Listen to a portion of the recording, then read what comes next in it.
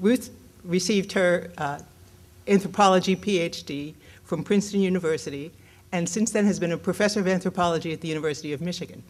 But that only begins to describe her scholarly activities.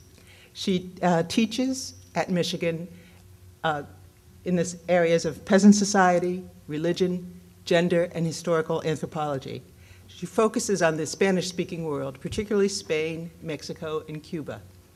But besides scholarly work, she produces personal essays, poetry, fiction, and films.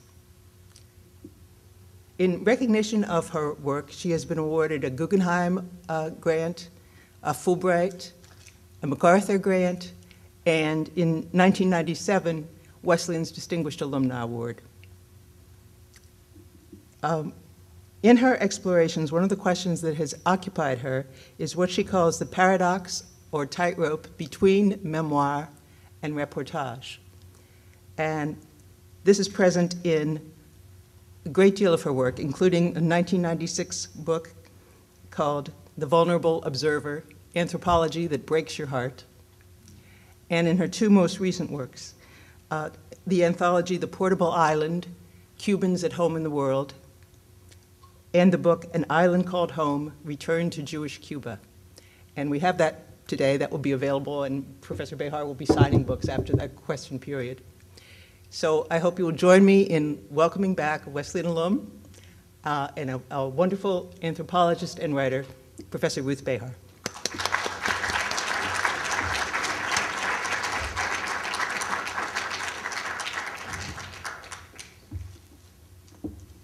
Thank you so much. I'm so honored to be back at Wesleyan and so excited to be here as well. Very nervous as well. One of my former students is here, Gina Ulis, who is now herself a professor of anthropology here at Wesleyan, and the niece of a very, very dear friend of mine as well, who is a Wesleyan student. So thank you so much. Thanks to all of you for being here. So the story that I'm going to tell about the Jews of Cuba, I always like to start with my grandmother, who you see here. This was my grandmother, Esther. And I was very lucky to grow up with my four grandparents.